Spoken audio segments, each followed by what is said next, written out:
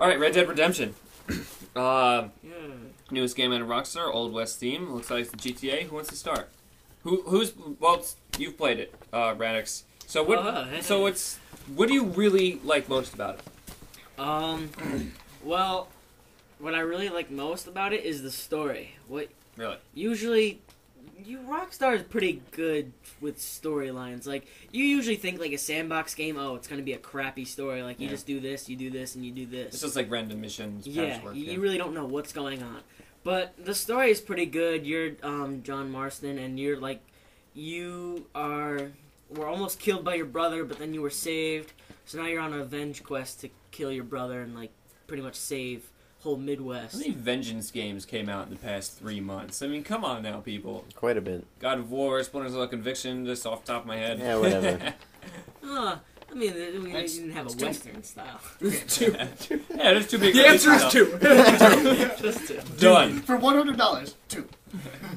I want my money now, immediately, cash. Anyway. But yeah, like I said before, I wasn't really a big fan of GTA 4.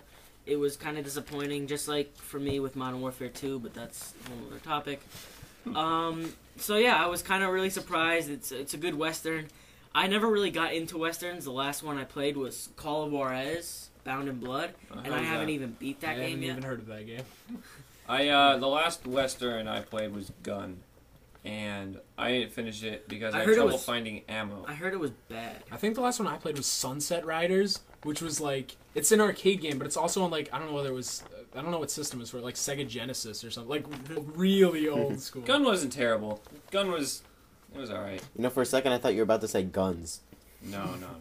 But yeah, Red Dead is kind of tapping a genre style that we don't see a lot, which is the Western, because everything is modern, World War II or a crazy setting like Galaxy. Because people always think like, oh, if you're in the Western times, you're like in the 19th century or 18th century, you're like, oh, it's gonna take like hours to reload your guns. Like, no, it doesn't. Yeah. Like, maybe it did back when they first invented muskets and rifles, but not really back then. I mean, you can reload a musket in 45 seconds. I mean, it's terrible now, but it's not awful. Yeah. Anyways, so how is the world like? Really, is it big? Is there a lot to do? Or is it really linear? I haven't gotten to the second area yet, which is Mexico. I'm in the first area, which is somewhere Midwest. There's 3 areas I'm told, so I haven't gotten that far into it. It's massive. Like I kind of get bored just traveling through the wilderness. Really? Yeah, I mean, like not like bad bored, like just bored because it's like so thick, so massive. Yeah. Dense. Yeah. No, I mean, is travel time, like, does that take like only a little bit, or can you spend like 10 minutes traveling? You got horses. Yeah, you do have horses. And there's this thing, if you're out in the middle of nowhere and you don't want to, like, take your time, you can set up a campfire, and then you can travel to any city you went to. So that's not bad. And if you're at... Kind of like a quick travel. Yeah, and if you're at towns, you can go through, like, a stagecoach, and then you can go to a different town. It's kind of like GTA 4's Taxi. You could watch it, you could sit and enjoy the ride, or you could just, go right through. You guys mentioned horses. I remember seeing some capture of, like, being able to... I think it was you, like, the player, being able to ride a horse and like drag someone like you from could a drag rope it or something. That's something we tried to do in Just Cause like a month ago. It wasn't very successful. Yeah. So I mean, are these kind of little perks? Are these really fun to do? Well, I saved the game because you have a big honor and fame like bars that you have to you have to really like pay attention to. So I saved the game and I was like, oh, I wonder what happens if I drag this guy across town and see what happens. And I was on the main road. Yeah, I was being chased and is that like a good and evil type thing? Like, is this like you could be infamous or you could be famous. It's okay. I can imagine dragging someone through the town by their neck being a little bit on the malicious side. I mean, just a tad. But like, does that influence like story? Not necessarily. It's not really known to be like an expanding kind of. But they're just more or less affects like the ending. There are like these side quests that you could just find when you're traveling through the wilderness. That just like there's just marked by a question mark, and when you're doesn't really change like the ending or anything. Well, as far as we know, I've heard from a friend that an ending the ending, very last mission is through a mysterious stranger person, which is basically a side quest. So like a side quest is the main mission. At least that's what I heard. Wow. And when you're infamous, you can't do them because people don't approach you and ask you for stuff. Okay. So it doesn't really give you a choice. Like you've got to be good or you can't. again, I don't know. I haven't gotten that far, but I'm assuming that. Assuming. Alright. That's a big word. Assuming. All right. But is there anything about the game that's getting frustrating or something you don't like?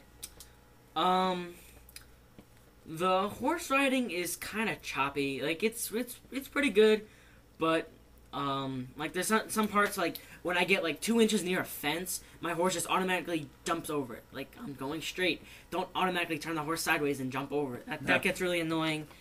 But other than that, I really don't have a problem. The multiplayer is pretty fun. You have an auto aim system, so it's kind of cool. Oh yeah. So how is that targeting? So sometimes the targeting is unholy. Like you see 4 guys on horses, you just go into slow mo. Pick, let it go, and you're like dead aim every time. Yeah, that's awesome. That's really. Is that fun or is it like too much of a crutch?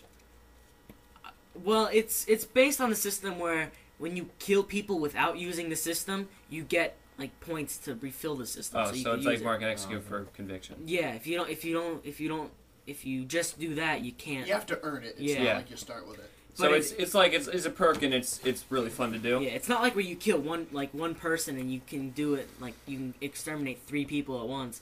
You have to like kill like 3 or 4 people before you can actually like start to use it, and even then that's little. All right. No, doesn't the multiplayer like start, or at least one of the modes like start in a duel where like everybody's facing each other? Every multiplayer game that you go in, you start as a duel against the opposite team, and you basically face off the opposite team. Whoever wins stays alive. They don't have to respawn, which is a big advantage because you're in the middle of the map, so you can go anywhere.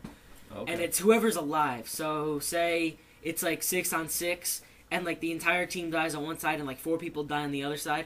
Only those 2 people will be able to stay alive. The others still have to respawn like normal. Okay, but they have the advantage of being there. Yeah. So would you? I mean, where is this multiplayer ranking? Like, is it better? I mean, I assume it's probably better than GTA 4, but is it better than Call of Duty? You know, like where are we? What are we talking about with this game? Honestly, you really can't compare it between like a Call of Duty because it's just so different. Not only is it like a third person, not only is it that, it's like in Western time, so you can't really. I heard it's really fun though. Like, it is really fun. It's really addictive. Like, I really wanted to progress through the single player, but I'm like, I really want to do multiplayer. Could you? I mean, what would you say is greater, the single player or multiplayer? What seems like there's more focus? I really can't say. I just really can't say. Yeah, but they're both very strong. Yeah, they're very strong. The only thing I am annoyed with the multiplayer is I've only been able to play like on 1 or 2 maps. I haven't really been seeing any map expansion rotation. Yeah. All right. And I like the free roam in multiplayer. Okay. Because as you rank up, you get free roam challenges that you can do. That's right, and you can have friends just pop into your game, right? Yeah, you can have friends just pop into your game. You can kill other people and gather up a wanted level, and then you'll be chased by. It's basically like the single player only multiplayer. So it's actually cool. It is pretty cool. And there's a lot that's there's a lot like with all these open sandbox games, and you know they want to include multiplayer to these games, and GTA never did it, except with the SAMP mod on PC. So it's kind of interesting to see, you know, now they're really trying to pursue these, because they build these open worlds, and it's kind of like sacrifice to the gift if you can't share it with your friends. Yeah, like you think, like, when multiplayer was really, like, introduced in GTA 4, you think it was going to be really bad, like, actually, like, official, not like a mod. When it was like first introduced, you think it was crap, but the GTA 4 was really fun, and I really don't see this one gonna be done with anytime soon. Okay. Now in the story, I mean, I know you mentioned like the Midwest and Mexico. I heard a lot that it's at least to some degree it has a bit of a social commentary aspect to it, where it deals with like racism and immigration and stuff. Have you noticed that at all? Or? Well, there's kind of a lot of racist jokes involved. It's basically what you would expect to be in the Midwest in the 60s, during like right before Civil War times. It's like what you would expect. All right.